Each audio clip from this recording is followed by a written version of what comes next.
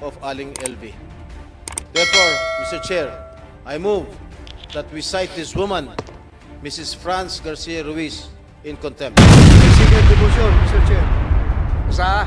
Can you escort Mrs. Ruiz to the detention facilities of the Philippine Senate?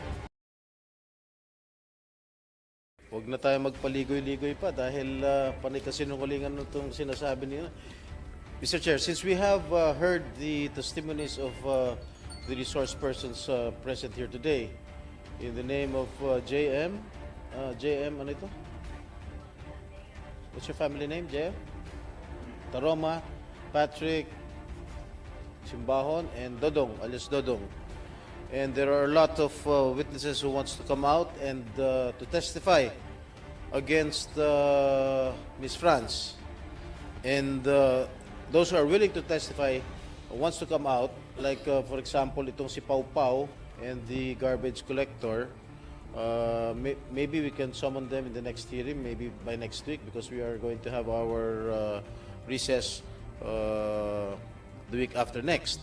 So, and this woman, our resource person, Mrs. Franz, have been giving a lot of inconsistent answers coming from me.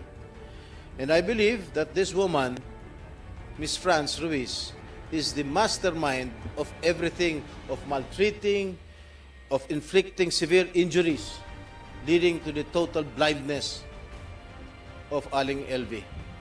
Therefore, Mr. Chair, I move that we cite this woman, Mrs. Franz Garcia Ruiz, in contempt. I second the motion, Mr. Chair.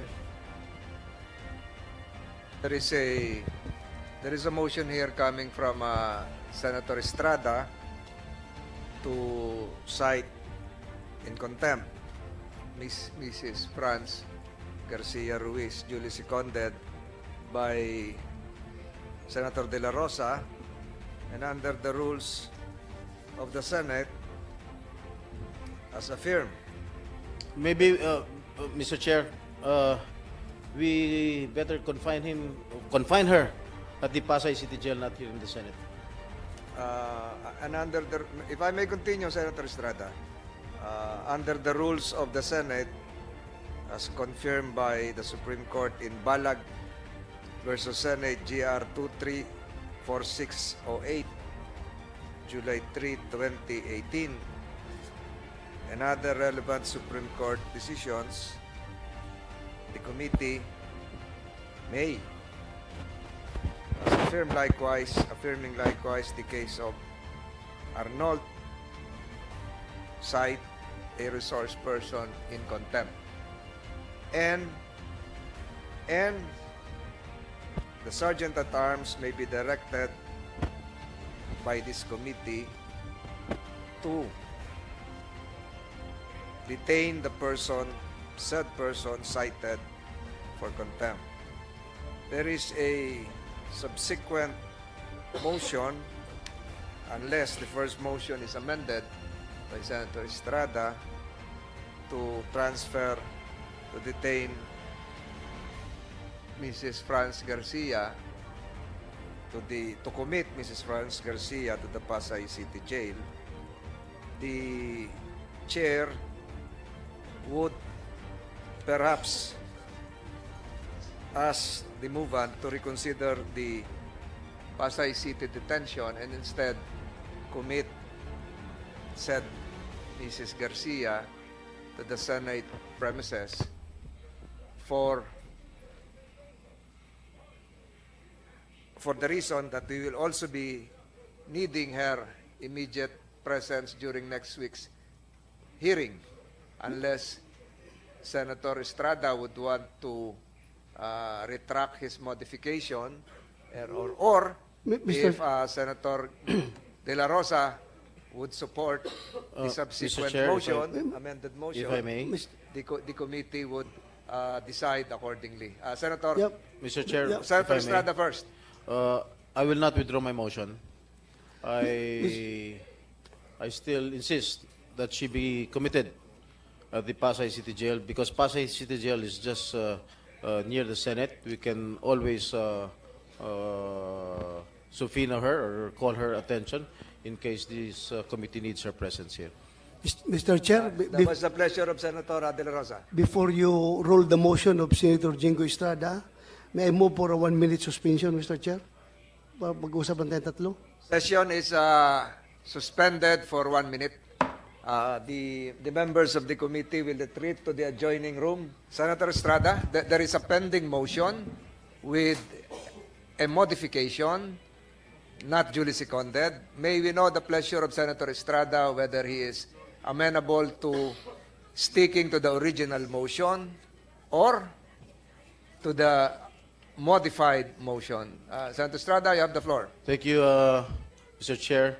Upon consultation with my colleagues, the chairman, Senator Tolentino, and Senator Bato del Rosa, I withdraw my second motion to commit her to the Pasay City Jail and instead commit her here in the Senate jail. Thank you, Mr. Chair. The said motion was duly seconded by Senator De La Rosa.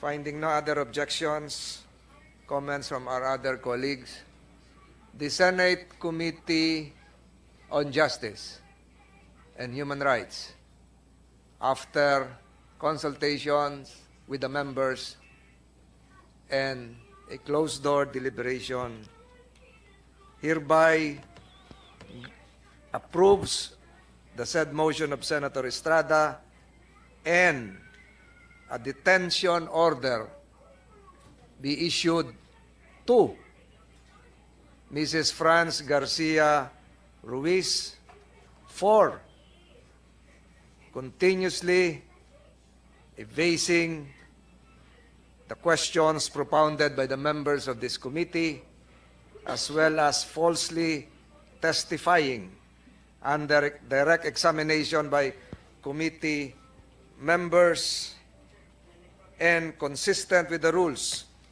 of the Senate, which considers a commitment order issued by a committee as a contempt of the Senate.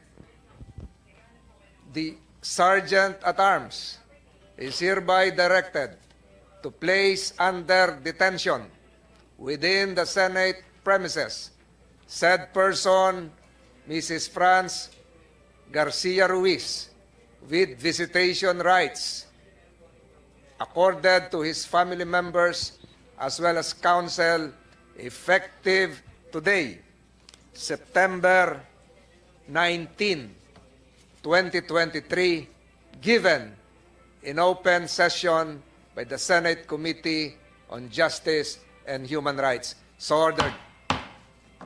Usa, can you escort Mrs. Ruiz to the detention facilities of the Philippine Senate?